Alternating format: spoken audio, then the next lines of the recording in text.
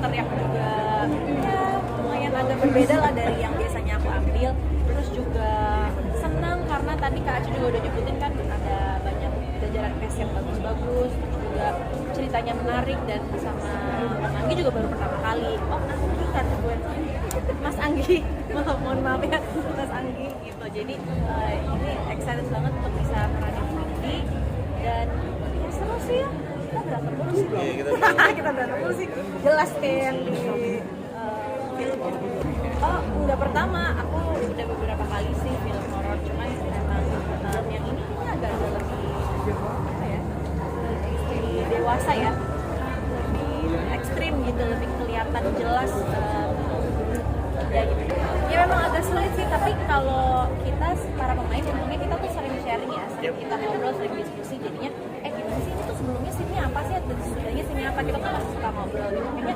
Terus aku sama Julio juga kita kebanyakan ngobrol juga ya, kita bilang kayak bagusnya gimana, kita tentuin mau warna adegannya seperti apa ya. Sama Kak Aca juga sama semuanya sih kita benar-benar saling diskusi dan saling mengingatkan juga. Kayaknya tadi inget gak yang kita berdua itu kan. Jadi kalau misalnya ada yang lupa kita ingetin satu sama lain. Jadi ya terbuka aja.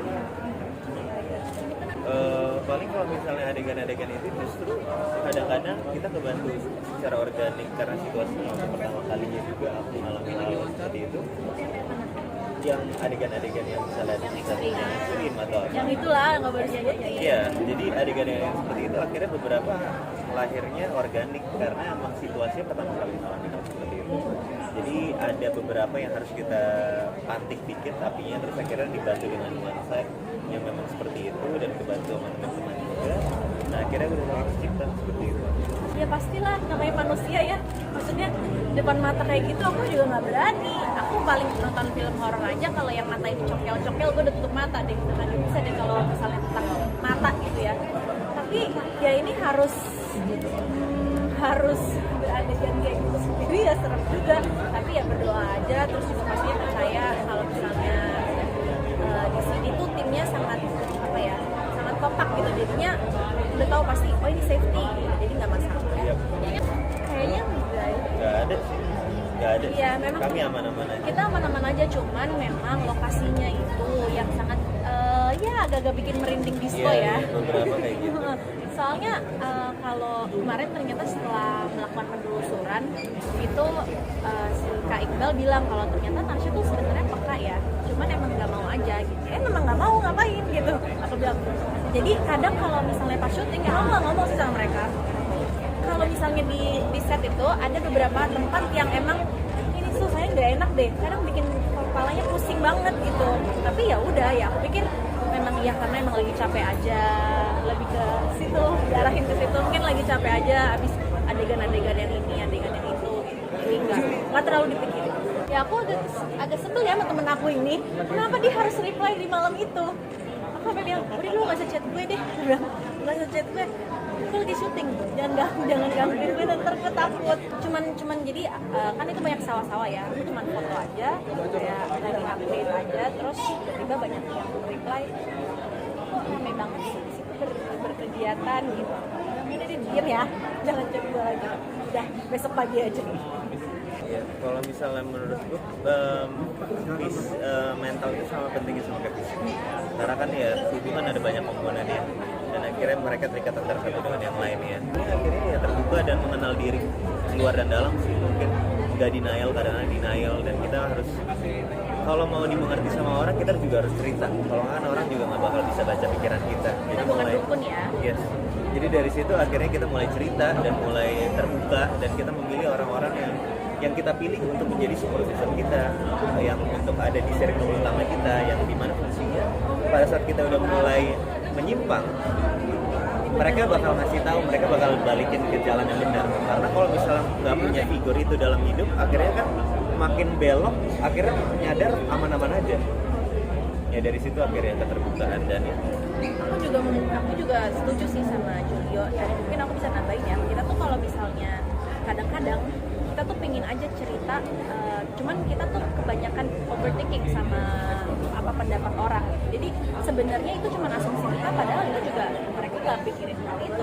Jadi kita kebanyakan udah punya pikiran seperti itu, akhirnya kita jadi ya udah gue mendem aja deh. Padahal sebenarnya kadang kita juga cuma pengen cerita, kita cuma pengen ngeluarin sampah-sampah kita, kadang kita cuma pengen dengerin, nggak pengen dikasih solusi juga nggak apa-apa, yang penting kita emosinya tuh dikeluarkan gitu. Emang dirasain dulu baru dikeluarkan gitu kan, nggak apa-apa juga gitu. Dan mungkin kalau emang yang butuh bantuan secara apa ya, secara yang lebih pintar gitu ya, lebih ke orang yang lebih bisa menghadapinya, ya mungkin emang harus ke psikolog. Dan sekarang psikolog juga udah nggak apa-apa kok, maksudnya itu bukan suatu hal yang sakit gitu loh. Jadi kita juga pengen ngasih tahu ke teman-teman bahwa kalau misalnya memang ada kayak gitu ya nggak apa-apa, ke psikolog aja. Itu bukan, kita ke psikolog bukan berarti kita sakit. Iya, itu sebenarnya stigmanya itu kan, bahwa karena setiap orang kan memiliki kebutuhan berbeda-beda. Iya. Ya, jadi dan kita harus mulai mengartikulasikan hal tersebut, karena kita lumayan kadang-kadang suka berasumsi, gue takut nih, takut. Makanya sebenarnya tinggal diomongin.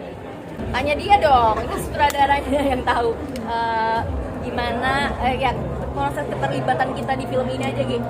Ya, pertama saya ditawarin skenario ini oleh Pak Oswin, dan Lele yang nulis, dia juga rekomendasi saya. Terus udah saya baca, menarik, tertarik, dan relate dengan apa yang udah saya alami, dengan sekeliling saya, kehidupan orang sekeliling saya ini relate banget. Terus kita pemilihan pemain, kita butuh seorang psikolog ya. Nah, kita mau emang yang orang yang udah dibilangnya senior lah ya, bukan yang anak-anak baru Gen Z ini gitu. Jadi emang ya, kita mau Saya pemain maksudnya tua gitu maksudnya. Pemain yang udah berpengalaman dan bisa dibilang pemain yang papan atas lah, serius di perfilman Indonesia. Nah, cari nama dan Ajal jadi pilihan pertama kita tawarin dan dia mau. Ya, jadi di film Aku Tahu Kapan Kamu Mati ini adalah film pertama aku sama Mas Anggi Umbara.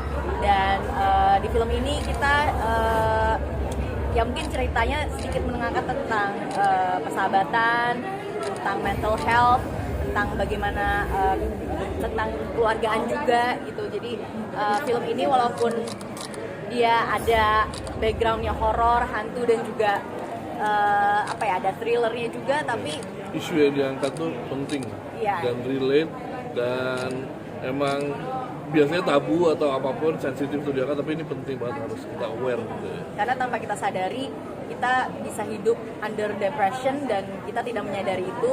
Bahkan kita nggak menyadari kalau orang terdekat kita mengalami depression, sehingga ya bunuh diri itu sebenarnya bukan sebuah pilihan, tapi bisa menjadi efek dari sebuah depresi kalau sudah berat gitu. Jadi memang film ini mengangkat tentang bagaimana depresi itu bisa membahayakan manusia gitu. Jadi sebenarnya mungkin kalau inspirasi pasti dari sekian banyak saya nonton film di dunia gitu ya, world cinema sih. Ya itu yang masuk ke saya itu, nah itu yang akhirnya menjadi ya inspirasi secara apa ya, secara di bawah sadar sih gitu kan, ada keluarnya seperti itu gitu kan. Mungkin kalau mau didekatkan ya dengan reference ya, reference bilangnya reference ya, yang menginspire kita gitu ya. Ya banyak film-film dari A24, film horror dan thriller itu selalu cantik gitu kan, selalu pendekatan, selalu beauty-nya gitu kan. Kalau saya sih suka film-film yang Terrence Malick gitu kan, emang secara visual tuh harus mensupport cerita gitu kan. Jadi orang believe the story, building the world tuh penting banget buat saya gitu dalam membuat film. Dunianya harus dibentuk, universe-nya harus dibentuk terlebih dahulu gitu kan. Nah, pendekatan visual itu yang jadi penting banget. Kebetulan background saya emang dulunya kan sutradara iklan, sutradara video klip. Jadi emang visualisasi yang cantik, dan itu jadi sebuah crafting untuk saya gitu kan, crafting untuk jadi film not just about storytelling gitu kan. It's a whole package of entertainment. Kalau dibilang dari K-pop ya, dari Korea, film Korea tuh bagus, banyak yang bagus gitu kan. Banyak film-film Korea yang saya suka, kayak Asal the Devil atau Parasite itu kan dia cantik banget filmnya, tapi isu yang dibawa tuh kan juga gitu ya, segitu sensitifnya gitu kan. Ya kan, tentang sosial, selalu isu sosial gitu kan. Jadi dibalik kecantikannya itu, ya itu isu yang diangkat yang harus kita lakukan.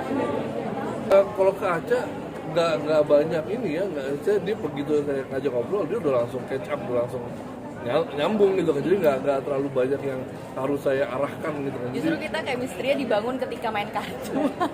Justru kita lagi main kartu Kita lagi nyantai, justru malah chemistry kita mulai dibangun gitu. Jadi memang pendekatannya antara pemain sama sutradara bisa beda-beda. Ada yang lewat sharing, ada yang lewat makan bareng, kita bisa saling tukar ide gitu. Tapi ya lebih banyak kalau lagi preparation, Anggi juga sibuk, Aca juga sibuk. Kita ada di 2 tempat berbeda, saya di tempat pemain, Mas Anggi di tempat sutradara.